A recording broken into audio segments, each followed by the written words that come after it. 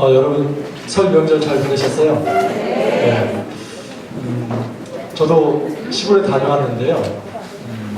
내려갈 때 좀 차를 안 밀리기 위해서 새벽에 4시 40분에 출발했습니다. 몇 시간 걸렸을까요? 8시간 걸렸습니다. 수요일날 새벽이었는데요. 이렇게 갔다 오고 올 때는 다행히 2시간 반 만에 이렇게 오게 되었습니다. 어디냐고요? 전주입니다. 네. 근데 이렇게 다녀왔는데요. 저희 아내가 설 명절 후유증 있죠. 그 후유증으로 이제 쓰러졌어요. 설가지고 엊그제 이제 그런 얘기를 하더라고요. 어제 자기 이렇게 누워 있는데 제 자녀가 셋이에요. 셋인데 큰 아이는 이제 고3, 작은 아이는 이제 고1, 이제 막내가 이제 초3 올라가는데 셋이서 왔다 갔다 한대요. 갔다가 뭐 제가 없는 때인데 뭐 머리에다가 뭐 이렇게 뭐 얹어 놓고 또 뭐 온도 체온 재고 근데 참 갸륵하더라고요. 갸륵한데 아내가 그런 생각이 들더래요. 쟤들이 이렇게 막 힘이 있어가지고 왔다 갔다 하고 막 자기들끼리 뭐라고 얘기하고 막 상의하고 하는데 자기가 그렇게 움직이지 못하니까 정말 건강하게 움직일 수 있는 게 얼마나 감사한 일인가 그것을 생각해 봤다라고 그렇게 얘기를 들었어요. 여러분 우리가 이렇게 걸어 다니지만 때로는 쓰러져 있을 때가 있죠. 그때 정말 다른 사람처럼 움직이고 싶고 또 정말 제대로 좀 다니고 싶고 제대로 좀 말하고 싶고 그런 마음이 들죠. 여러분 우리 몸도 참 이 건강이 중요한데요. 공동체 건강은 너무너무 중요합니다. 여러분 어떤 교회가 건강한 교회입니까? 우리 꿈의 교회는 정말 건강한 교회예요. 여러분 생각하기에 이 건강한 교회는 어떤 교회가 좀 어떤 요소가 있다. 요즘 어떻습니까, 여러분? 어떤 교회가 저렇게 건강합니까? 한번 말씀을 한번 해보세요. 네? 크게 한번 얘기해 보실래요? 말씀이 있는 교회. 정말 제가 볼 때 수준이 있는 교회예요. 또 어떤 교회일까요? 서로 보듬을 수 있는 교회. 제가 다른 면으로 한번 얘기해 보면요, 소그룹이 살아있는 교회. 여러분 다 셀 리더들이죠. 그래서 이 셀이 살아있을 때 보듬을 수 있고 사랑할 수 있어요. 굉장히 큰 교회도요 건강할 수 있습니다. 여러분 작은 교회도 건강할 수 있고요. 중요한 것은 그 규모를 떠나서 이 건강성은 소그룹 안에서 서로 보듬을 수 있는 관계가 되느냐 하는 것입니다. 마지막 또 뭐가 있을까요? 하나님 나라 비전이 있는 교회. 우리 꿈의 교회는 비전이 있죠? 어떤 비전이 있습니까?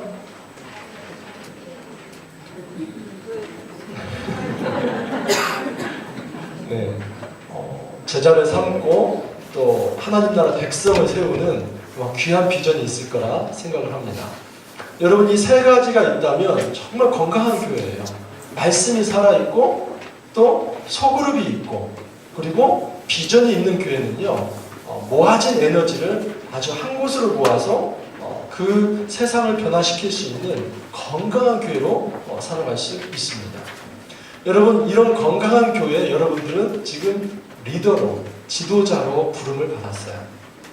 나에게 하나님께서 맡겨주신 셀이 있다면 그것은 단지 그냥 1년 중에 나에게 어떤 직분 하나 맡겨진 이런 정도가 아니라 작은 목자로 하나님께서 세워주신 거죠.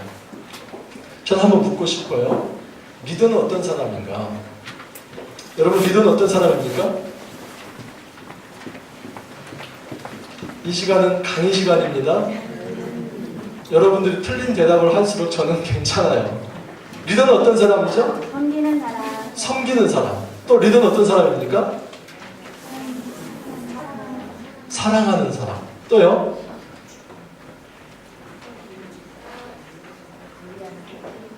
관리하는 사람. 여러분 성경 한번 읽어볼까요? 같이 한번 읽어보시죠. 같이 시작. 모세가 이스라엘 무리 중에서 능력 있는 사람들을 택하여 그들이 백성의 곧 천부장과 백부장과 50부장과 10부장을 삼음해. 이 배경이 어떤 배경이냐면요. 여러분 지금 출애굽기 우리 매일 성경으로 좀 나아가고 있는 본문인데요. 이스라엘 백성이 홍해를 건너고 광야로 들어갔습니다. 그리고 그 광야에서 이제 때로는 물이 없다고 하니까 하나님께서 물을 주시고요. 또 고기가 없다고 하니까 고기도 주시고요. 또 만나도 주시고요. 그렇게 해서 이제 시내산 가까이에 왔습니다. 근데요, 그때에 모세의 장인 이드로가 와서 모세가 하는 것을 보고 너무 한심한 거예요. 모세가 하루 종일 앉아서 재판을 하고 있어요. 200만이 되는 어떤 많은 무리가 있으니까 얼마나 많은 문제가 생기겠어요? 근데 여러분, 문제가 생기는 것을 가지고 다 누구에게 나와요? 모세에게 나와요. 그래서 이드로가 하는 얘기가 그러지 마시고 50부장, 100부장, 1000부장, 10부장을 세우십시오. 그래서 작은 일들은 그들에게 맡기고 그리고 더 어렵고 힘든 판단하기 어려운 일은 모세 당신이 하시면 됩니다. 그렇게 해서요, 모세가 그 일을 나누었습니다. 근데 바로 지금 여기 1000부장, 100부장, 50부장, 10부장은 다 어떤 사람이라고 해요? 능력 있는 사람. 여러분 리더는 어떤 사람이에요? 능력 있는 사람. 여러분 능력 있으세요? 제가 강의 다 됐는데 이렇게 빨리 대답 나오는 기회는 처음이에요. 굉장히 여러분들 능력 있으세요. 잘 보니까 눈빛들이 제가 좀 전문 용어 좀 쓸게요. 한가닥 하실 것 같아요. 정말. 그 예의상 저는 힘든데 이런 반응 나오는데 역시 꿈의 교는 제가 좀 다르게 보입니다. 여러분 능력 있는 사람이에요. 그러면 능력 있다는 게 뭘까? 여러분 21절을 보면 알 수 있는데요. 여기도 한번 읽어볼까요? 같이 시작. 너는 또 온 백성 가운데서 능력 있는 사람들 곧 하나님을 두려워하며 진실하며 위대한 일을 구하는 자를 찾아서 백성에게 세워 천부장과 백부장과 50부장과 10부장을 삼아. 자, 리더는 능력 있는 사람이라고 했어요. 근데 여러분 그 능력 있는 사람은 곧 어떤 사람이라고요? 하나님을 두려워하는 사람. 또 어떤 사람이요? 진실한 사람. 또 어떤 사람이요? 불의한 일을 미워하는 자. 여러분 이 능력 있는 자 하는 것은요, 군대라는 말도 있어요. 굉장히 큰 힘이라는 말도 있어요. 그래서요, 이 능력 있는 사람은 그야말로 영향력을 끼칠 수 있는 사람이고, 특별히 이 재판정 앞에서는요, 분별할 수 있는 지혜가 있는 사람이 능력 있는 사람입니다. 그래서요, 그냥 사람이 아니에요. 50부장, 10부장, 100부장은요, 굉장히 모든 면에 갖춰진 사람이에요. 근데 우리가 생각할 때 능력 있다면 세상적으로 능력 있다고 생각할 수 있는데, 성경에서 능력 있다고 얘기할 때 그것은 첫 번째가 뭡니까? 하나님을 두려워하는 자예요. 그리고 마음이 정직한 자이며 사심을 품지 않는 자입니다. 내가 이 일을 하는 데 있어서 나는 하나님 앞에 서 있다는 코랑대우의 신앙을 갖고 있는 겁니다. 하나님 앞에서의 신앙. 여러분, 하나님 앞에서 서는 사람은요, 겸손한 사람이에요. 우리가요, 겸손하다고 하면 이렇게 생각을 해요. 사람과 사람 사이에서 딱 만나면, 제가 당신보다도 또 제가 낫습니다. 시옷이 아니에요. 지읒, 낫습니다. 시옷 하시는 분도 있어요. 제가 당신보다 낫습니다. 여러분 이거 겸손 아니에요.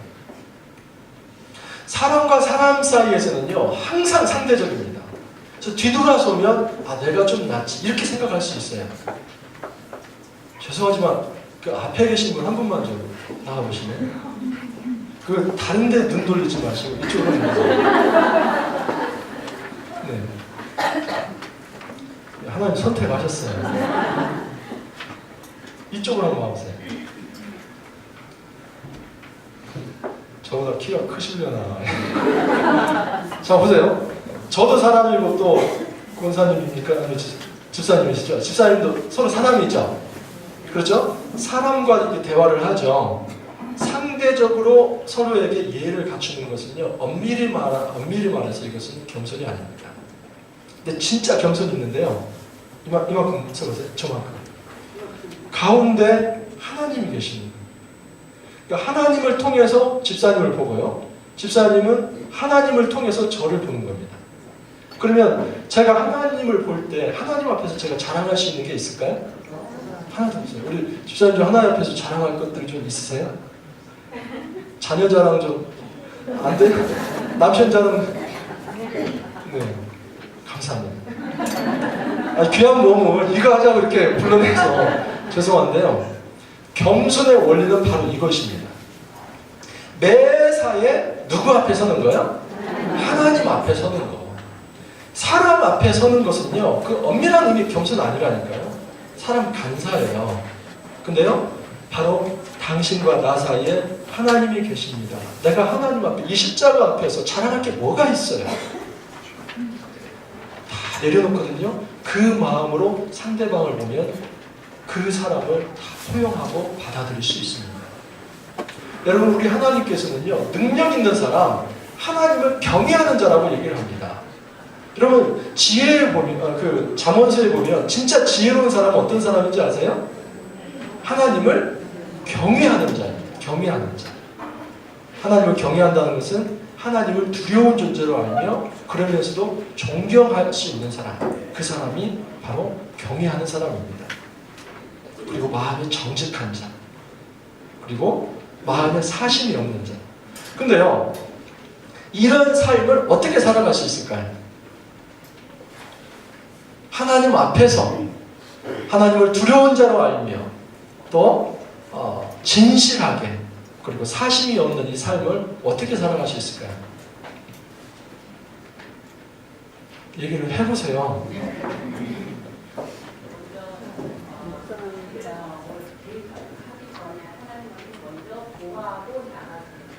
그렇죠. 하나님께 보고하고 나가고. 그러면요, 여러분, 보고하고 나간다는 것은 일단 뭔가 미션을 받아야 할 일도 생기는 거죠? 네. 네. 그렇죠. 그게 바로 대화입니다. 대화. 여러분, 하나님 앞에 서는 가장 좋은 방법은 하나님과 대화를 나누는 것입니다. 그게 바로 묵상이거든요. 우리 삶에 있어서 내가 하나님 앞에서 능력 있는 자로 서고 싶다면 하나님과 대화를 나눌 수 있어야 돼요. 주님을 두려운 자로 안다고 하는데요, 말씀 앞에 서지 않아요. 주님을 두려운 자로 이렇게 말을 하는데 기도하지 않아요. 그러니까 삶의 경건이 뿌리 내려지지 않은 사람은 절대 그 사람은 능력 있는 사람이 아닙니다. 여러분, 물이 위에서 위로 흐르나요? 아니면 죄송합니다. 위에서 아래로 흐르나요? 아니면 아래에서 위로 흐르나요? 예, 위에서 아래로 흐르죠. 이게 순리라고 하잖아요. 바로 이와 같습니다. 하나님 앞에서 능력을 받은 자만이 다른 사람에게 영향력을 끼칠 수 있어요. 다시 말해서 내 안에서 주님과 깊은 묵상이 있는 자만이 영적인 권위가 생기는 겁니다. 여러분, 권위 주의는 좋아요, 나빠요? 권위주의 좋아요? 제가 한번 여러분 권위 한번 부려볼까요? 별로 좀 꼴사납죠? 권위주의는 굉장히 좋지 않습니다. 근데 여러분, 권위주의는 좋지 않지만 이 땅에 교회 공동체나 셀에 모든 곳에 권위는 있어야 돼요? 없어야 돼요? 네. 권위 있어야 돼요. 권위 없으면요, 아무것도 못해요. 여러분들은 먼저 셀 리더라고 하는 것은요, 단지 케어하는 자, 돌보는 자, 사랑을 주는 자, 섬기는 자가 아니라 그것을 뛰어넘어서 말씀 사역자들이에요. 작은 목자들입니다. 그러면요, 이 말씀에 권위가 있어야 돼요. 삶에 권위가 있어야 돼요. 이 권위를 내가 만들어내면 그것을 권위주의라고 얘기를 합니다. 근데 하늘로부터 덧입잖아요. 그러면 그것을 영적인 권위라고 얘기를 합니다. 그래서 이 영적인 권위가 있는 사람은요, 말 한마디를 해도 달라요. 다른 사람이 여러 얘기를 해. 근데 권사님이 딱 와서 그에게 딱 한마디 하면 권위가 있어요. 이건 어떤 세상적 카리스마가 아닙니다. 말씀에 정통하고요, 그 말씀 속에서 따라가는 삶의 실천과 적용이 있는 사람은요, 하늘로부터 하나님께서 권위를 주십니다. 한번 생각해 볼게요. 성경 묵상이 뭘까? 여러분, 이 큰 손은 누구 손일까요? 네. 이쁜 손 보니까 엄마 손 같아요. 이 작은 손은 아이 손이죠. 제가 성경 묵상은 무엇일까를 이렇게 좀 쉽게 표현을 해봤어요. 여러분, 성경 묵상은 만남입니다. 누구와 누구의 만남일까요? 하나님과 나의 만남이에요. 지금 제가 이제 하나의 오해를 하나 깨뜨릴게요. 많은 분들이 성경 묵상하면은요, 성경을 그냥 연구하고 해석하고 이 안에서 2000년 동안 누구도 발견하지 못하는 그 진리를 내가 한번 좀 발견해 봐야겠다 하는, 이렇게 착각하시는 분이 있어요. 여러분, 성경 묵상은요, 단지 성경 연구가 아니라 주님과 만남입니다. 근데 주님과 만난다고 할 때는요, 두 가지가 있어요. 두 이야기인데요, 하나 이야기는 그랜드 스토리입니다. 그랜드 스토리는 성경에 나타난 하나님 나라 이야기고요, 마이너 스토리는 삶 속에 나타난 우리의 이야기입니다. 그래서 하나님의 이야기와 나의 이야기가 만나는 겁니다. 여러분, 요즘 그 성경에 대한 해석 책들이 많이 나오는데요, 많은 관심이 어디에 있냐면 스토리에 있습니다. 스토리. 그래서 이런 얘기도 있죠. 스토리가 스펙을 이긴다는 그런 책도 나올 정도예요. 그래서요, 이 스토리에 대한 관심이 많습니다. 그래서 성경 전체를 스토리를 가지고 풀어내요.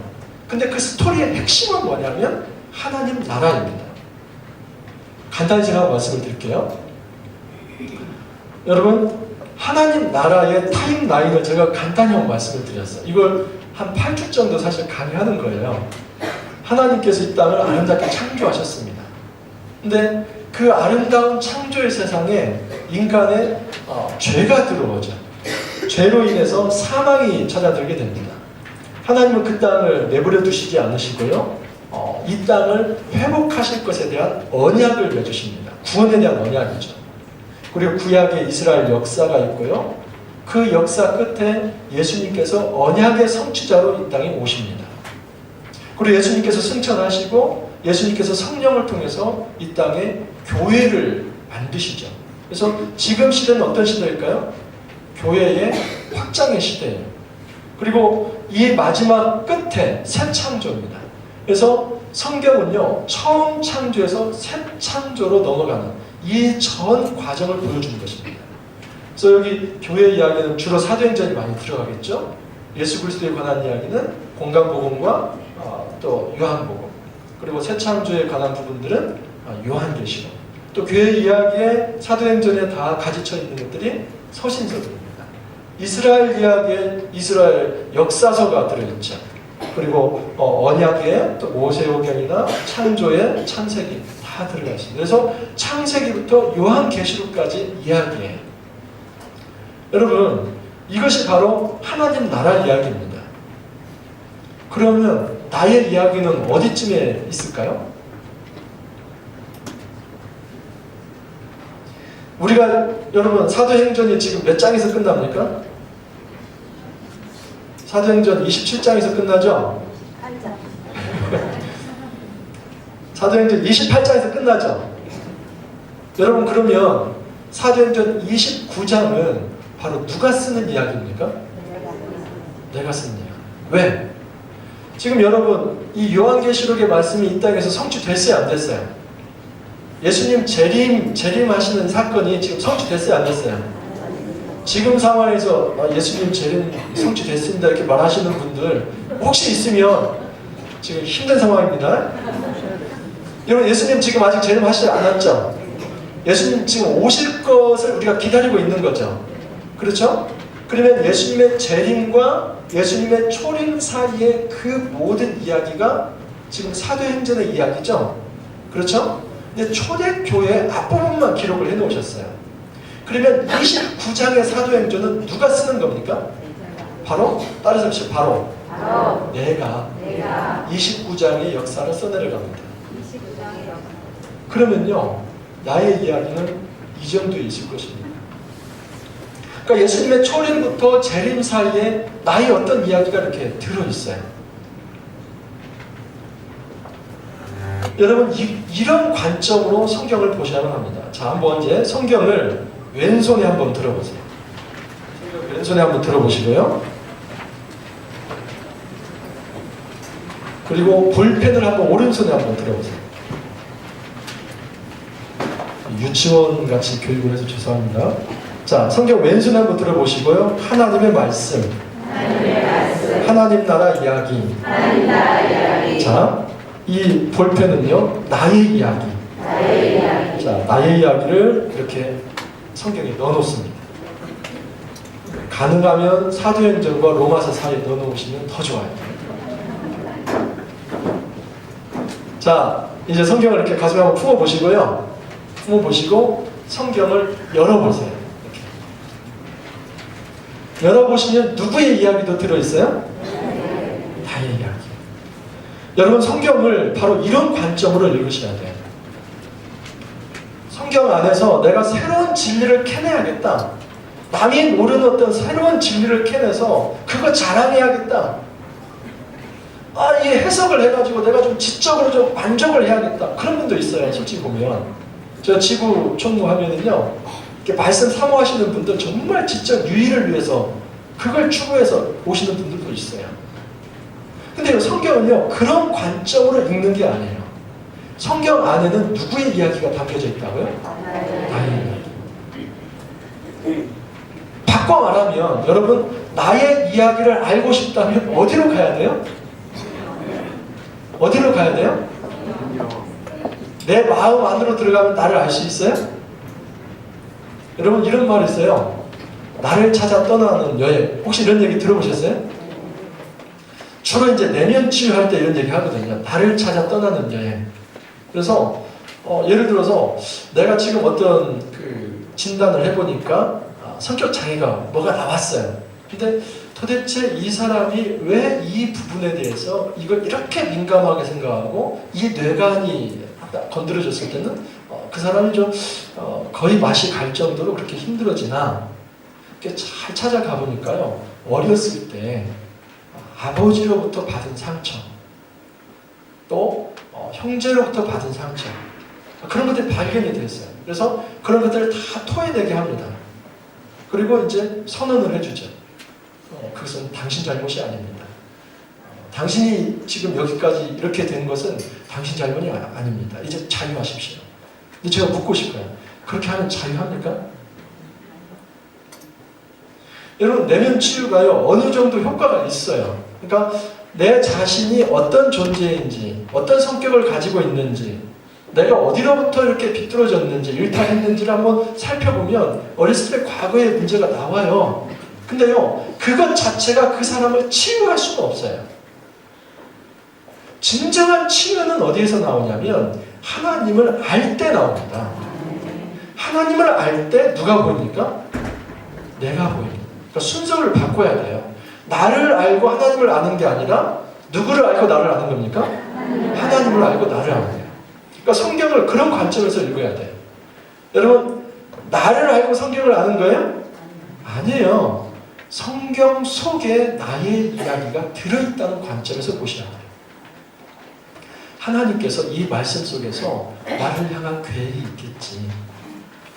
나에 대한 꿈이 있겠지. 내가 이렇게 힘들어하고 있는데, 이렇게 방황하고 있는데, 이런 영적인 슬럼프에 빠져 있는데, 어디서부터 어떻게 그 매듭을 풀 줄을 모르겠어요.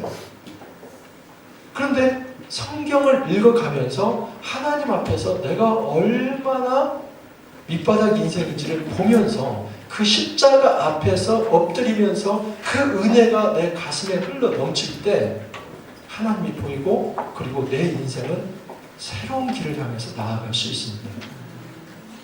여러분, 이런 관점에서 성경을 읽는 것이 바로 성경 묵상입니다. 그래서요, 성경 묵상은 크게 두 가지예요. 하나는 하나님께서 우리에게 어떻게 하실까요? 말씀하십니다. 그 말씀을 들으면 우리는 하나님께 어떻게 할 수 있을까요? 기도하는 겁니다. 그래서 말씀과 기도를 통하여서 하나님과 영적으로 교제를 나누는 것. 그게 바로 성경 묵상입니다. 쉽게 말씀드리면 만나는 거예요. 보십시오. 성경 묵상은 주님과 교제인데요. 이게 성경의 말씀에 흘러가는 맥입니다. 근데 이것은 그랜드 스토리라고 볼 수 있겠죠. 거대한 하나님 나라 역사예요. 여러분, 하나님 나라 역사는 지금도 진행됩니까? 안 됩니까? 진행이 돼요. 사도행전 29장의 역사는 지금도 진행이 됩니다. 온 인류를 구원하시고자 하는 하나님의 계획은 지금도 진행이 돼요. 근데 그 속에서 나의 개인의 이야기, 작은 이야기예요. 근데 이 나의 개인의 이야기가 이렇게 하나씩 만나가는 거. 여러분, 우리가 80평생을 산다면 여러분 80평생 동안 한 번도 하나님 앞에서 일탈하지 않고 계속 이렇게 다 만나서 사셨죠? 죄송합니다. 80 얘기해서 40평생 동안 이렇게 하나님 말씀에서 한 번도 벗어나지 않고 이렇게 다 사셨죠? 정직해서 감사합니다. 여러분, 우리는요, 일탈할 수밖에 없어요. 그게 인간입니다. 하나님을 만났다고 해서 일탈 안 해요? 자신 없으세요? 우리가요, 예수 믿는다고 해서 일탈의 삶이 없는 게 아니에요. 모든 사람은 성경 말씀을 보고 신앙생활을 하더라도 그 안에 죄성을 가지고 살아갑니다. 문제는 뭐냐면 이것을 그대로 방치하면서, 봐보세요. 제가 그리지 않았지만 이런 평행선의 삶이 있다고 보세요. 한 번도 인생에서 말씀을 만나지 않고 이 평행선의 삶이 있다고 보세요. 이런 삶은 우리가 뭐라고 말을 하는 줄 아세요? 불신자의 삶이라고 해요. 여러분, 제가 강력하게 도전을 합니다. 말씀을 단 한 번도 만나지 못하고 이렇게 사는 분들은 불신자예요. 성경 안에 나의 이야기가 들어있어야 돼요. 나를 움직이는 이야기가 들어있어야 돼요. 이 말씀 때문에 제가 이렇게 터닝포인트가 되어서 이렇게 하나님 앞에 섰습니다. 누구에게도 말해줄 수 있는 그 말씀이 있어야 돼요. 말씀 안에 내 자신이 투신이 돼야만 합니다. 말씀에 내가 투신이 되지 않는다면 그 사람은 하나님을 만나지 못한 거예요. 성경 묵상은요, 우리가 365일 이렇게 계속 만나면 좋겠죠? 말씀을 해보세요. 365일 이렇게 만나면 좋겠죠? 근데 그렇게 살기는 쉽지 않아요. 365일 저도 큐티를 하거든요. 그렇지만 그렇다고 해서 매일 이렇게 정말 그냥 그 홈런 치듯이 매일 하나님과 그냥 뜨거운 감격으로 그런 거 아니에요. 때로는 밋밋하고요. 때로는 하나님께서 오늘은 나에게 무슨 말씀을 하시려나 잘 안 들릴 때도 있고요. 그런데요, 그런데도 계속해서 말씀을 통해서 자신을 돌아봅니다. 내가 이 생각을 하는 거 하나님 앞에서 회개해야지. 내가 이 쓴뿌리를 끊지 못한 거 하나님 앞에서 회개해야지. 내가 결심하지 못하고 첫 발만 내딛으면 되는데 그 첫 발을 못 떼는 첫발 신앙이 없는 거 하나님 용기 주신다면 가야지. 이 모든 밑그림을요, 말씀이 보여주시는 것입니다. 그래서 그것을 조금씩 경험하면서 하루하루 살아가는 거예요. 그래서 1년에 이렇게 한 번 만나고 그 다음에 이렇게 한 번 만나고 이렇게 되면 이건 매년 성경 되는 겁니다. 일주일에 한 번씩 만나면 뭔 성경 돼요? 매주 성경. 우리는 어떻게 할까요? 그래서 우리가 매일 성경이에요. 그냥 이게 매일 성경이 아니라니까요. 매일매일 하나님을 조금씩 만나가면서 같이 성장해 갑니다. 여러분, 매일 성경을 좀 어떻게 묵상할까 한번 생각을 해볼게요. 첫 번째는요, 가장 중요한 것은 우리 매일 성경의 가장 큰 장점, 제가 한 가지 얘기할게요. 그건 뭐냐면 하나님 중심적인 성경 묵상입니다. 우리가 1972년에 매일 성경이 우리 한국에 들어왔거든요. 그리고 매일 성경이 처음 한국에 큐티를 소개를 했어요. 여러분 아셨어요? 잘 모르셨죠?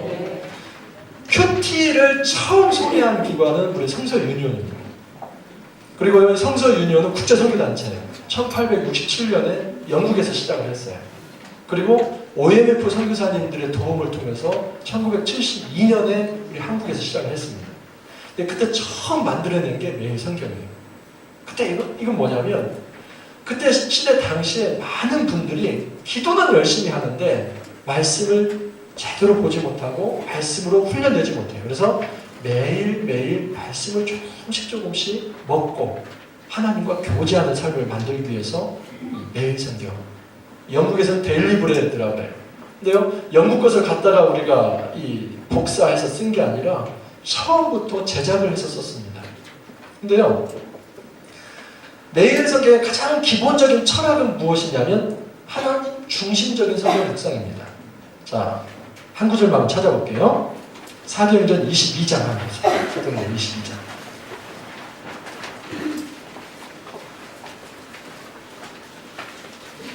사도행전 22장 8절 한번 여러분들만 한번 읽어주시죠. 자, 사도행전 22장 8절 같이 시작.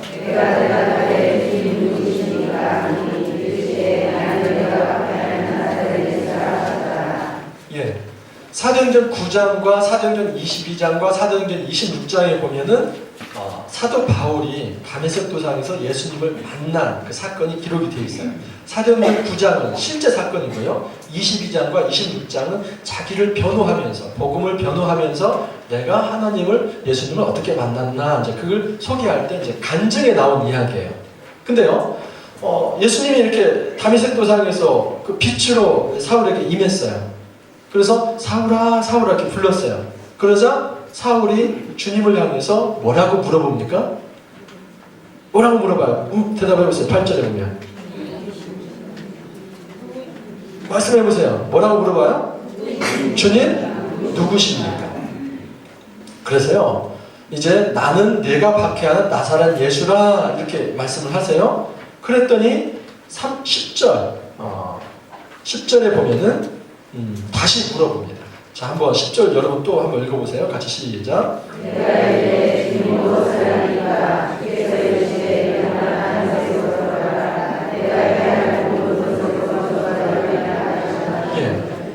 예, 사도 바울의 두 번째 질문이 나오죠. 처음 질문은 뭐라고요? 주님 누구십니까? 두 번째 질문은 뭐라고요? 무엇을 하니까? 이 첫 번째 질문은요, 하나님은 어떤 분입니까? 하는 질문이에요. 예수님, 당신은 누구십니까?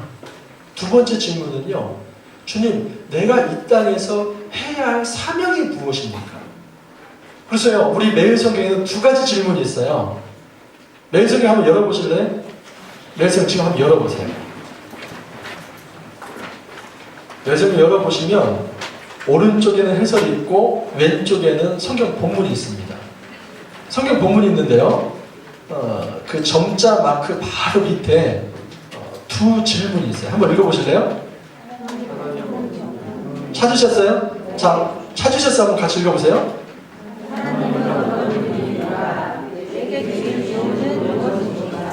예. 여러분, 이 투 퀘스천이라고 하는데요, 매일 성경에서 이 투 퀘스천은요 그냥 나온 게 아니에요.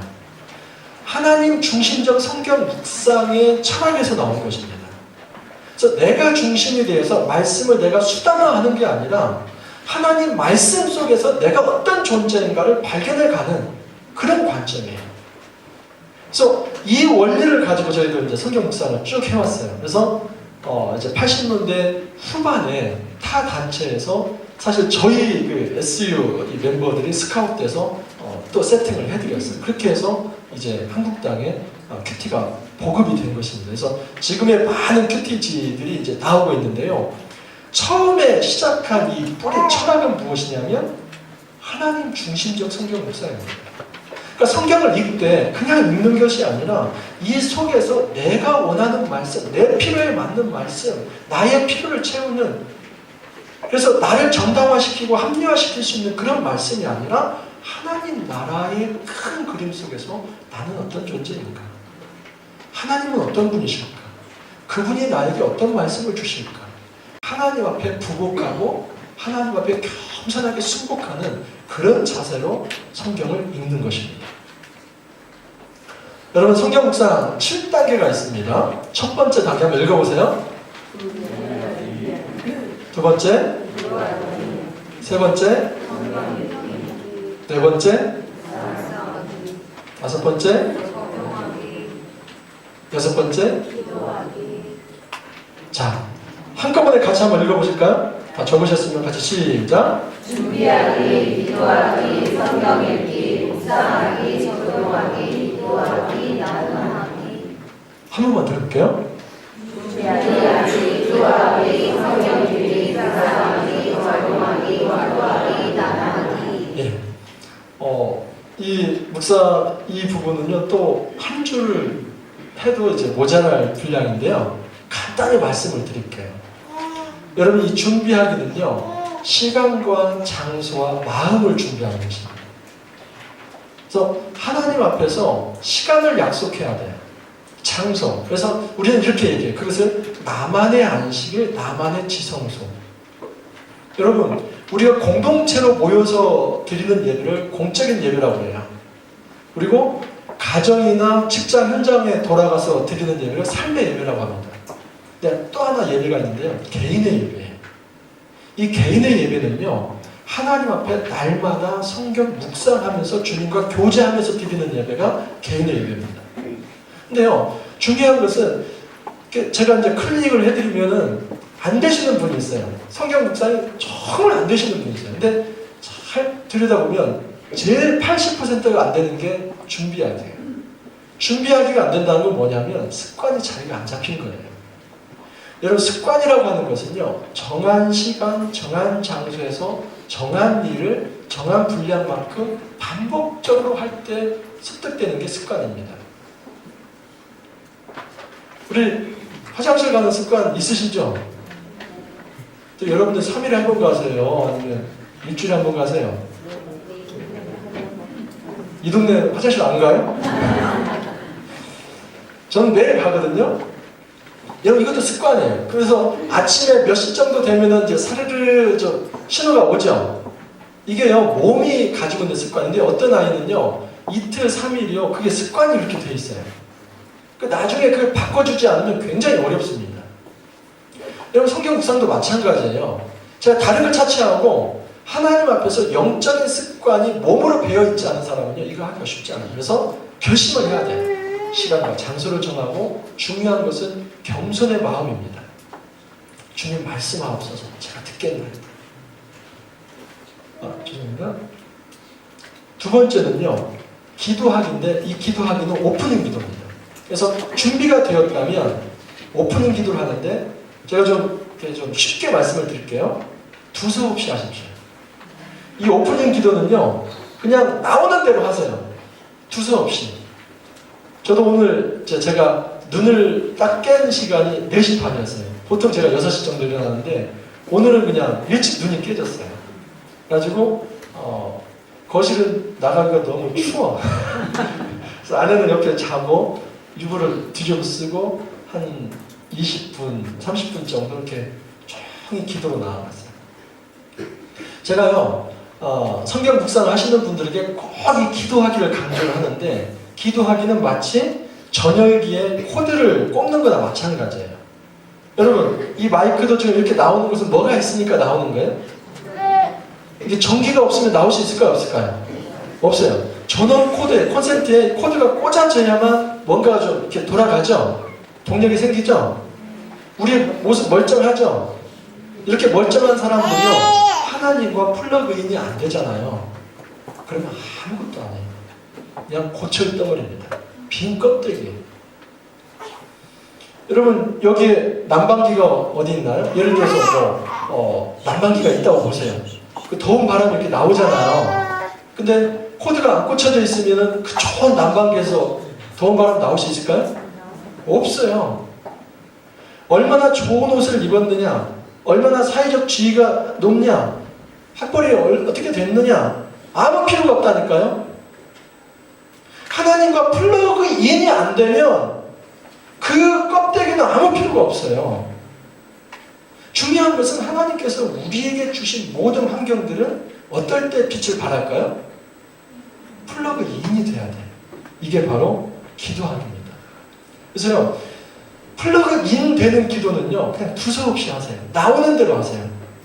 마음의 정서가요, 정말 힘들어. 그러면 힘들어요. 또 어떤 경우에 해야 할 일이 어떤 중압감이 있어요. 하나님, 저 오늘 이거 해야 하는데요. 오늘 제가 두 가지 일이 있거든요. 오전에는 여기 강의가 있고, 오후에는 이제 토요일 날 우리가 이제 어린이 큐티 학교를 하는데 그 회의가 있어요. 그래서 그것을 아침에 놓고 하나님께 기도를 해요. 나오는데 또 안에 누워있잖아요. 지금 아내가 온 삭신이 쑤셔가지고 지금 일어나지 못하고 있으면 또 아내에 위해서 기도해요. 저의 비전과 나아갈 방향을 위해서도 하나님 앞에 기도해요. 그래서 이 기도를 제일 나중에 하지 마시고요.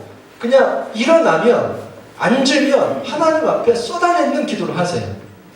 그렇게 하다 보면요, 제가 이제 이건 경험상 한 15분 정도만 깊이 들어가면 하나님과 내가 채널이 좀 잡혔다는 그런 느낌이 들 때가 있어요. 그때 마지막 마무리 기도를 이렇게 하시면 됩니다. 하나님, 제 눈을 열어주셔서 이 말씀을 잘 볼 수 있도록 도와주십시오. 그렇게 하고 이제 말씀을 여는 겁니다. 그렇게 하면 이제 뭘 해야 할까요, 이제? 이렇게 마음이 열리고 기도로 하나님께 플러그인이 됐어요. 그럼 어떻게 할까요? 성경을 읽는데, 성경을 몇 번 읽냐면 3번을 읽는 겁니다. 몇 번이요? 3번. 처음 읽을 때는 숲을 보듯이, 두 번째 읽을 때는 나무를 보듯이, 세 번째 읽을 때는 살림욕을 하듯이. 여러분 살림욕 해보셨어요? 여기 광림 수목원인가요? 수목원 한 번도 안 가보셨죠? 여러분 편백나무 아세요? 편백나무? 편백나무에서 뭐가 나오는지 아세요? 예, 피톤치도 그런 게 나오거든요. 그 편백나무 숲에 가서 이렇게 진짜 거닐어 보면은요, 이게 치유가 되는 듯해요. 제주도에 가면은 비자림이라는 데가 있어요. 가보셨어요? 가보면요, 거기 한번 거닐어 보세요. 그러면 맨발로 걸으면 더 좋아요. 거닐어 보면은 정말 마음이 이렇게 치유가 되는 듯해요. 숲을 본다는 항공사진을 보듯이 내가 지금 읽고 있는 이 내용이 무엇인가, 큰 줄거리가 무엇인가, 나무를 본다는 것은 단어 하나하나 잘 뜯어보는 겁니다. 그리고 마지막에 읽을 때는 지성을 이용하는 것이 아니라 느끼면서 읽는 겁니다. 오늘 이 말씀 속에서 내 마음에 와닿는 게 어떤 건가? 근데요, 이것도 이제 매일 성경 제가 강점을 한 말씀을 드리면, 매일 성경은요, 타 단체와 다른 부분이 이 읽기 수준을 넘어선다는 거예요. 타 단체는 제가 보면 이제 한 10년 이제 강사를 하셨다고 제가 들었어요. 그래서 이제 LTC 때 제가 강의한 걸 들었는데요, 솔직히 고백을 하시더라고요. 제가 10년 큐티한 거 헛것 같습니다. 목사님 말씀하신 이 성경 읽기 3번째에 머물러 있었습니다. 그런 고백하시는 분들이 있어요. 여러분, 성경 읽기는요, 아직 묵상 단계가 아니에요. 이것은 그 말씀 안에서 어떤 내용이 있고, 그 말씀이 지금 어떤 모습들이고, 그리고 내가 좀 어려워하는 게 뭐고, 아주 서프라이징한 게 뭐고, 그 속에서 마음이 끌리는 게 뭐고, 이게 다 읽기 단계예요. 근데 대부분이 묵상을 어디서 끝내냐면, 이 읽기를 하고, 오늘 한 구절 딱 마음이 와닿으면, 이 말씀 모두 나에게 주신 말씀이 끝내버려요. 그러니까 이게 하나님 중심적 성경 묵상이 안 되는 겁니다. 자, 3번째 단계는 묵상하기인데, 이 묵상하기에는 2가지 질문을 한번 던지자고 그랬어요. 투 퀘스천. 어떤 질문 던지자고 그랬어요? 해보세요. 첫 번째, 두 번째, 내게 주시는 교훈은 무엇인가? 사실 여러분, 하나님은 어떤 분인가, 내게 주시는 교훈은 무엇인가 하는 것은요, 아주 그냥 칼로 무자르듯이 이렇게 자를 수 있는 것은 아니에요. 어떤 말씀은 섞여 있어요. 근데 여러분, 의도적으로, 의식적으로 앞으로는 묵상을 할 때 성경을 3번 읽으시고 그 다음에 어떻게 질문 던지시라고요? 하나님은 어떤 분인가? 내게 주시는 교훈은 무엇인가? 그렇게 질문 던져보세요. 자, 일단 실습을 하겠습니다. 그리고 적용을 하는 겁니다. 적용은요, 간단히 말씀드리면, 하나님은 어떤 분인가에 대한 적용은 기도예요. 교훈에 대한 적용은 실천입니다. 나중에 해볼게요. 그리고 이 마지막 기도하기는요, 클로징 기도인데, 이 클로징 기도는 앞에 이 기도가, 오프닝 기도가 두서없는 기도라고 한다면, 클로징 기도는 정리된 기도입니다. 말씀에 바탕한 기도입니다. 비전을 세우는 기도입니다. 결단을 내리는 기도입니다. 그래서 앞에서는 정서를 토해내셔도 되지만, 마지막에서는 이게 정리가 안 되면 안 돼요. 그렇게 토해낸 것이 있다면 말씀의 입각에서 내가 하나님 어떻게 살겠습니다. 결단이 나와야 돼요. 그리고 나눔하기까지. 이게 성경 묵상의 전 단계입니다. 그래서 앞으로는 여러분들이 성경 묵상을 할 때는 이 7가지 단계를 염두에 두셔야 돼요. 자, 첫 번째 뭐요? 두 번째? 세 번째? 네 번째? 다섯 번째? 여섯 번째? 일곱 번째? 자, 한번 이제 실습을 좀 하나 해보도록 하겠습니다. 출애굽기 16장 13절에서 20절. 출애굽기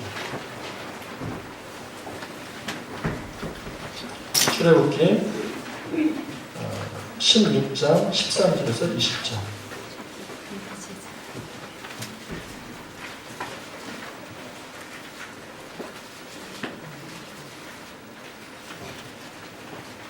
자, 잠시 한번 묵상을 한번 기도하겠습니다.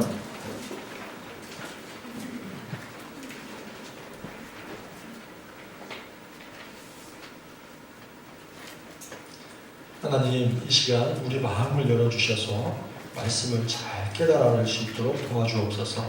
온 마음으로 겸손함으로 이 말씀 받을 수 있도록 도와주옵소서. 예수님 이름으로 기도하옵나이다. 자, 이렇게 기도를 마쳤어요. 그러면 어떻게 하자고 그랬어요? 성경을 읽는데 몇 번 읽자고요? 3번 읽습니다. 네, 제가 한번 서비스를 해드릴게요. 첫 번째, 저녁에는 메추라기가 와서 진에 덮이고 아침에는 이슬이 진 주위에 있더니 그 이슬이 마른 후에 광야 지면에 작고 둥글며 소리같이 가는 것이 있는지라. 이스라엘 자손이 보고 그것이 무엇인지 알지 못하여 서로 이르되 이것이 무엇이냐 하니 모세가 그들에게 이르되 이는 여호와께서 너희에게 주어 먹게 하신 양식이라.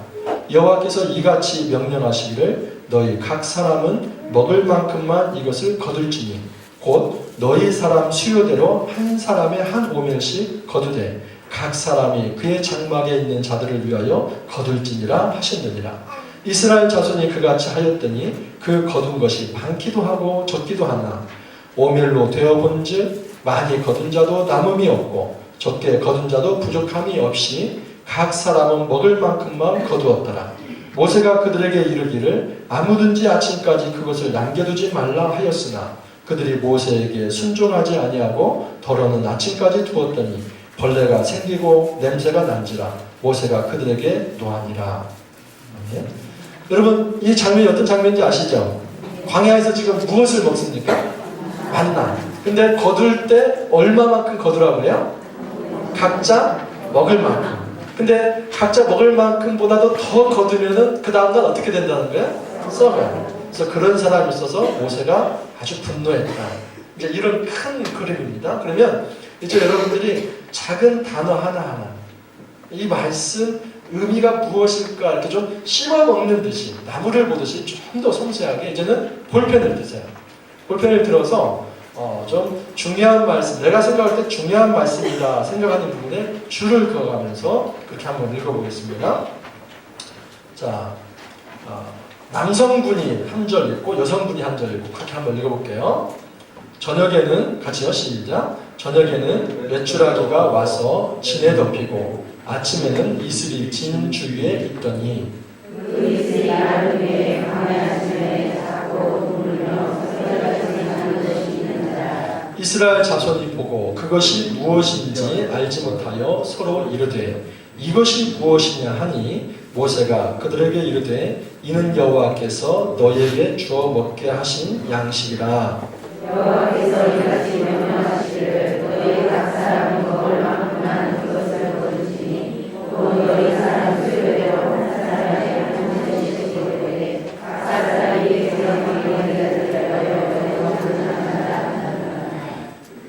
자손이 그같이 하였더니 그 거둔 것이 많기도 하고 적기도 하나.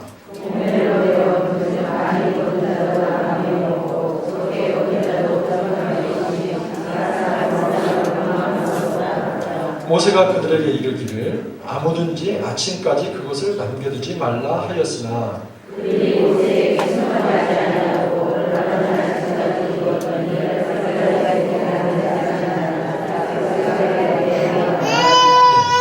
여러분 여기 보면은요 15절 같은 경우 이런 말이 나와요. 이것이 무엇이냐 그런 말 나오죠.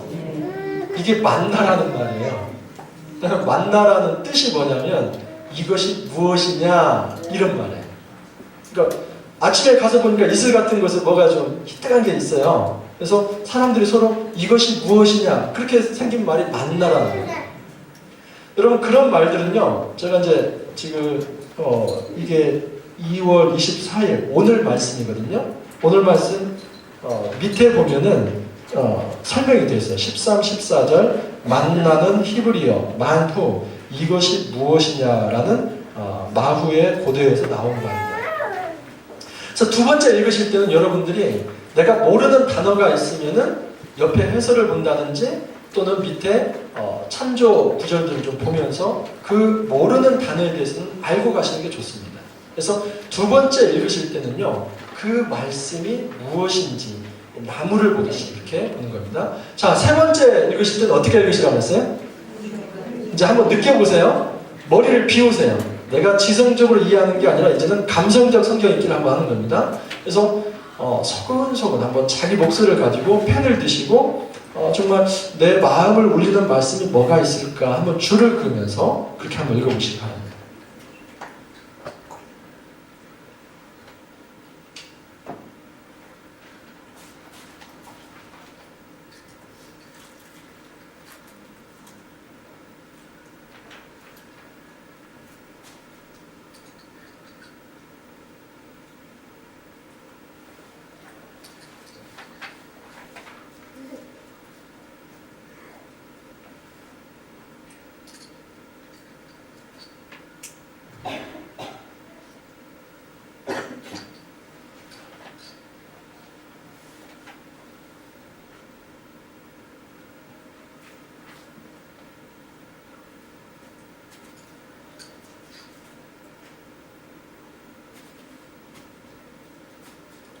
자, 여러분 이렇게 세 번을 읽으셨어요. 세 번을 읽으신 다음에 이제 어떤 질문을 한번 던져보시라고 했어요? 하나님은 어떤 분인가? 자, 이제 한번 질문을 던져보세요. 제가 한번 여러분들이 처음에 하기 힘드니까 제가 구절을 한번 말씀을 드려볼게요. 13절, 15절을 한번 보시면서 거기에서 하나님은 어떤 분인가 한번 말씀해 보실래요? 13절. 저녁에는 메추라기가 와서 진에 덮이고 아침에는 이슬이 진 주위에 있더니 15절은 이스라엘 자손이 보고 그것이 무엇인지 알지 못하여 서로 이르되 이것이 무엇이냐 하니 모세가 그들에게 이르되 이는 여호와께서 너희에게 주어 먹게 하신 양식이라. 힌트는 성경에 나와 있는 말을 가지고 한번 엮어보세요. 우리 하나님은 어떤 분이십니까? 필요를 채우시는 분. 또요. 준비해 주시는 분. 예. 또요. 먹이시는 분. 예. 지금 세 번째가 제가 볼 땐 제일 잘하셨어요. 왜 내가 잘했다고 말씀을 드리냐면 성경에 있는 그대로 접근을 하세요. 일단 제가 지금 시간이 없어서 다 말씀 못 드리는데 성경 묵상의 확장의 원리가 있어요. 20%까지가 뭐냐면 이 관찰의 부분인데 20%까지는 성경에 나와 있는 말을 패러프레이즈 한다고 해요. 바꿔 쓰는 정도로. 그리고 50%는 거기에 왜? 라는 질문을 던지면서 의미를 찾아요. 그리고 그 50에서 80으로는 내 삶에 이 말씀이 어떤 의미가 있을까 적용하면서 그리고 나머지 20은 나누면서 채우는 거예요. 이게 성경 묵상 확장의 원리예요. 자, 한번 해보시면요. 저는 이렇게 해봤어요. 아침과 저녁으로 먹이시는 하나님. 쉬워요? 어려워요? 쉽죠? 제가 여기 말씀을 그대로 가지고 한 거예요. 저녁에는 메추라기가 와서 진에 덮이고 아침에는 이슬이 진주에 있다 그래요. 근데 그것이 15절에 보면 뭐라고 얘기합니까? 하나님이 우리에게 주신 양식이다. 그래서 아침과 저녁으로 먹이시는 하나님. 그리고 또 조금 묵상을 더 해봤어요. 일용할 양식을 주시는 하나님. 그래서 저는 이제 목회자이기 때문에 이 부분을 보면서 마태복음 6장 11절에 나와 있는 우리에게 일용할 양식을 구하는 그 주기도문 있죠. 그게 생각이 났어요. 또 요한복음 6장 35절에 보면은 예수님께서 오병이의 기적을 일으키시면서 예수님 뭐라고 합니까? 나는 생명의 떡이다 라고 얘기를 했어요. 또 요한복음 4장 34절에 보면은 내 양식은 따로 있다. 그것은 하나님의 일을 하는 것이다. 그 말씀도 생각이 났어요. 마태복음 4장 4절에 보면은 사람이 떡으로만 살 것이 아니라 뭘요? 말씀으로 살 것입니다. 그래서 이런 말씀이 떠오르는 분들은요, 그걸 메모를 해주셔도 괜찮아요. 그래서 어쨌든 처음 시작은 어떻게 시작하라고요? 어렵게 쉽게? 그게 좋아요. 그게. 그래서 제가 아까 잘하셨어요. 우리의 필요를 채우신 하나님은 제가 볼 때는 한 50%까지 먼저 가신 거예요. 근데 이게 처음에 잘 되면 좋은데요. 이 직관적으로 딱 나오는 것이 만약에 좀 이렇게 좀 잘못된 거면은 말씀이 제가 전문용어를 좀 쓰면 꼬인다고 해요. 꼬인다. 말씀이 안 꼬이게 하려면 쉽게 시작하면 됩니다. 근데 쉽게 한다는 건 뭐냐면 말씀을 좀 내가 약간 바꿔 쓴다 생각하고 그렇게 관찰을 들어가보세요. 자, 한번 더 해볼게요. 16절을 가지고 하나님은 어떤 분인가 한번 해볼까요? 자, 16절 여호와께서 이같이 명령하시기를 너희 각 사람은 먹을 만큼만 이것을 거둘지니 곧 너희 사람 수요대로 한 사람의 한 오멜씩 거두되 각 사람이 그의 장막에 있는 자들을 위하여 거둘지니라 하셨느니라. 우리 하나님 어떤 분이세요? 네, 먹을 만큼만 주신 하나님. 좋아요. 또요.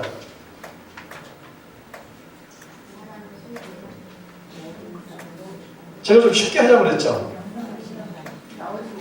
여호와께서 이같이 뭐 한다고 그래요? 네, 그거 왜 빼셨어? 저는 이렇게 했어요. 여러분 아주 잘하신 거예요.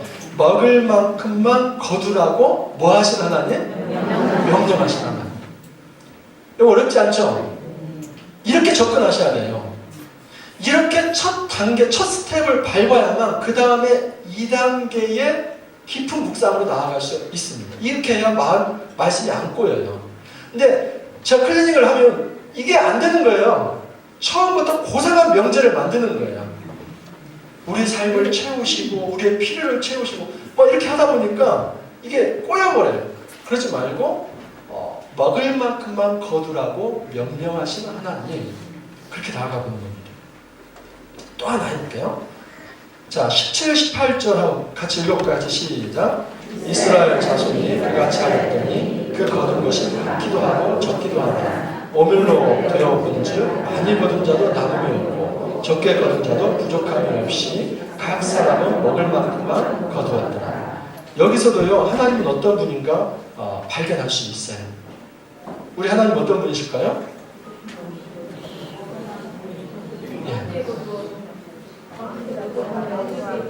예. 남지도 않고 모자라지도 않게 꼭 필요한 만큼만 채우시는 하나님. 여러분 어때요? 하실 수 있겠죠? 이렇게 하시는 거예요. 그러니까 성경을 3번 읽으시고 어떤 질문을 던지시라고요? 하나님은 어떤 분인가? 근데 그 질문을 던질 때 하나님은 어떤 분인가를 이렇게 좀 찾을 때에 어떻게 찾으시라고요? 어렵게 쉽게? 쉽게 찾는 방법은 뭐냐면 말씀을 있는 그대로를 한번 내가 바꿔 써본다. 꼭 그렇게 하셔야 돼요. 처음 시작하시는 분일수록 이것을 해야만 이제 깊은 묵상으로 들어갑니다. 결국 묵상은 뭐냐면요, 되씹는 거거든요. 되새김질 하는 건데 처음 나와 있는 예를 들어서 이렇게 생각하시는 거예요. 꼭 필요한 만큼 채우시는 하나님. 거기서부터 시작하는 거예요. 하나님께서는 나에게 넘치지도 않고 모자라지도 않게 그렇게 채우시는 부분이 뭐가 있을까? 제가 좀 나누면요, 이제 나눔으로 넘어가는 거예요. 이렇게 하면 제가 서울 생활 이제 6년 차가 되었어요. 아무것도 없이 올라왔습니다. 나이 40에 부름을 받아서 이렇게 15년 정도 이제 지방에서 사역을 하다가 기관 사역자로 이제 부름을 받아서 올라왔어요. 집도 뭐 아무것도 없는 상태에서 그냥 올라왔어요. 올라올 수 있는 상황이 아니에요. 제가 볼 때 객관적으로 아니에요.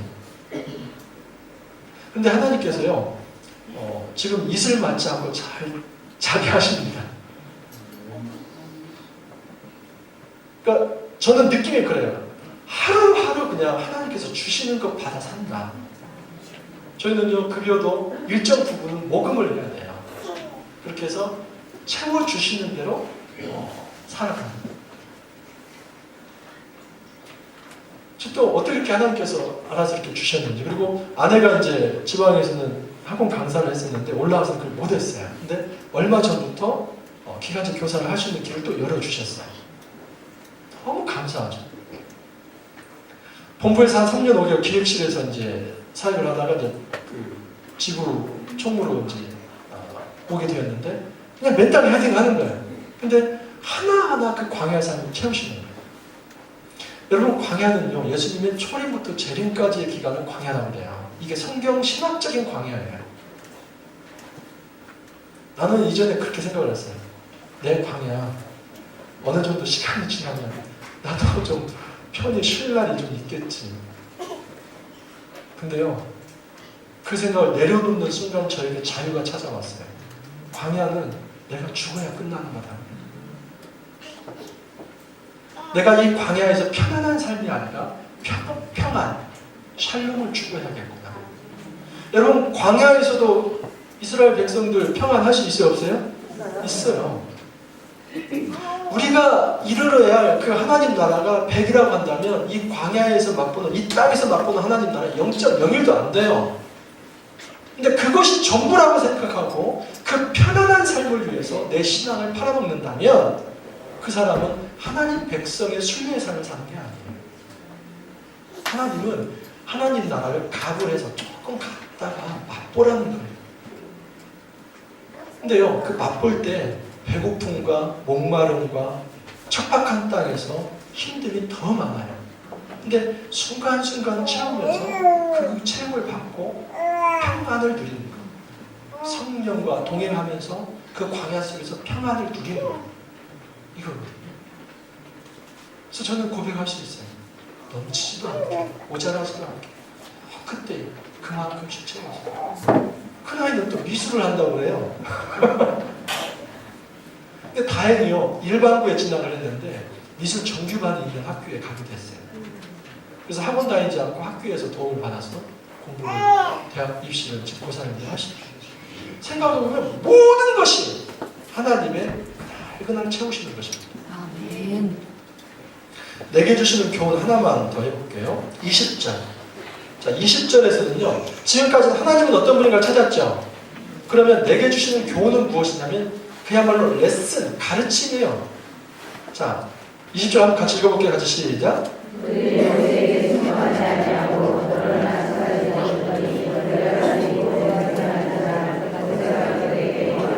자, 우리 쉽게 가자고 그랬죠? 여기서 어떤 교훈을 받을 수 있습니까?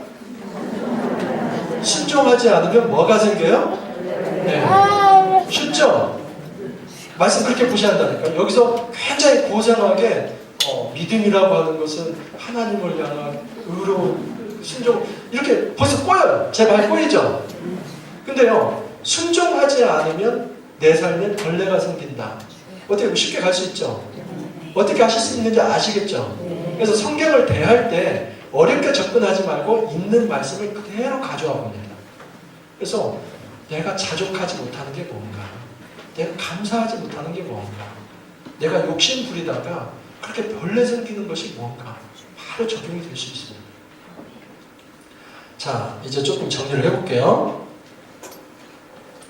나눔 어떻게 인도하는가? 준비, 기도, 성경 읽기, 개인 묵상 정리, 나눔, 기도, 이렇게 5단계입니다. 그래서 리더들은요, 항상 30분 전에 먼저 가십시오. 그래서 모든 준비 세팅 다 해놓고요, 오면은 서로 안부를 물으면서 같이 기도하고, 그리고 성경을 읽고, 그리고 묵상할 수 있는 시간을 잠깐 주면 좋아요. 한 5분 정도 말할 수 있는 시간 주고 그리고 나눔을 시작합니다. 자, 나눔 구체적으로 어떻게 하는지 알려드릴게요. 말씀과 삶과 기도 제목 세 가지입니다. 꼭 기억하십시오. 말씀을 나눠야 돼요. 그러니까 나는 어느 구절, 몇 절에서 이런 말씀을 깨달았고요. 그 말씀이 내 삶을 이렇게 움직여줬어요. 그리고 기도 제목은요, 제일 마지막에 모임을 마칠 때 하시면 속 얘기 다 나옵니다. 그러니까 말씀과 삶에서도 아직 수박 그닥기 얘기가 나오다가도요, 이 기도 제목 나올 때는 속 얘기 다 나올 수밖에 없어요. 그래서 리더는 이제 뒤에 말씀을 드릴게요. 정직하고 꾸밈없이 먼저 오픈을 하셔야 돼요. 그러니까 리더가 먼저 오픈을 안 하시면은요, 안 해요.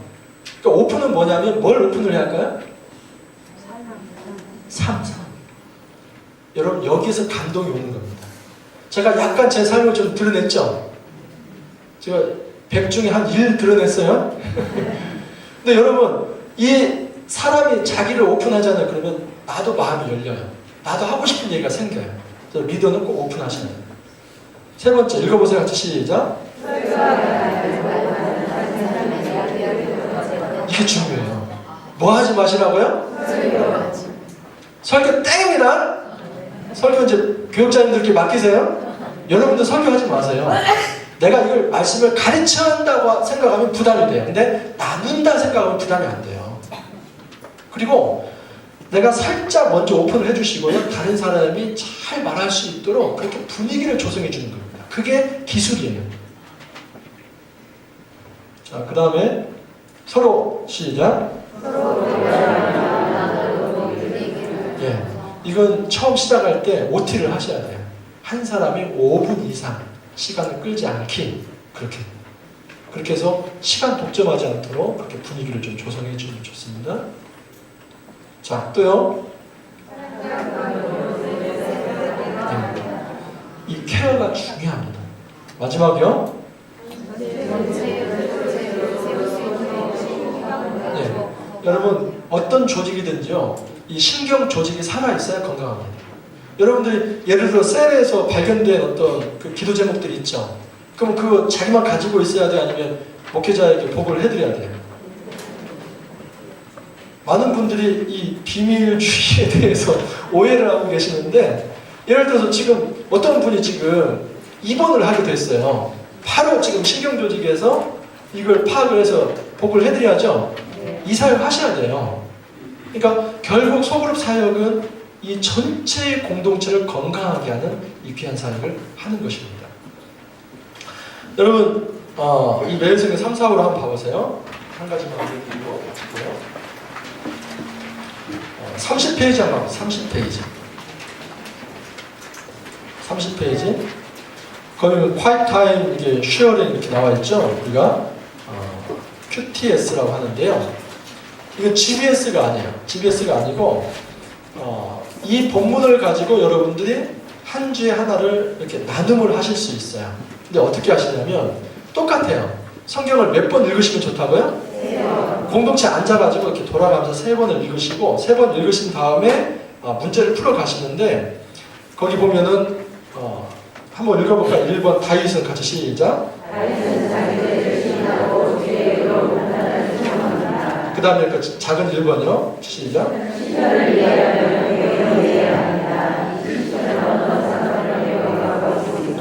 여러분 일 앞에 나와 있는 이것은요 항상 명제입니다. 뒤에도 이 나와 있으면요 명제를 하고 그 다음에 질문을 던지는데요, 그 질문들은 관찰 질문들이에요. 이 관찰 질문은 여러분 찾아보면 금방 나옵니다. 그래서 그 관찰 질문은 아주 쉽게 찾아볼 수 있는 거고요. 그 관찰 질문을 한 다음에 나눔 1 또 한번 읽어보실래요? 같이 시작.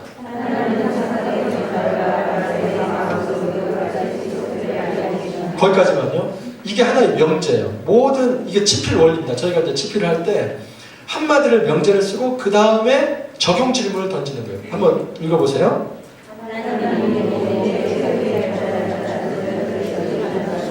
이게 적용 질문이에요. 이 적용 질문을 가지고 서로 나눠보는 겁니다.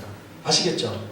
이런 패턴으로 구성이 되어 있어요. 근데 제가 말씀드리는 것은 이것을 사용하셔도 돼요.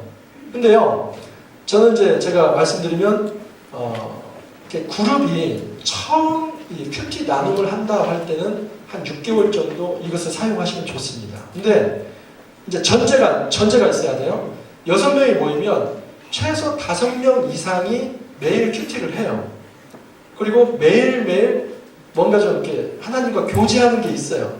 그래서 그런 어떤 분위기라고 한다면 어느 날 것을 하나 정하기보다는 그 주 중에 가장 하나님께서 나의 마음을 울렸던 그 말씀을 한번 나눠볼까? 이렇게 하면 더 풍성해집니다. 아시겠죠? 그러니까 처음에 여러분 시작할 때는 어떤 걸로 하는 게 좋겠어요? 이걸로 하는 게 좋습니다.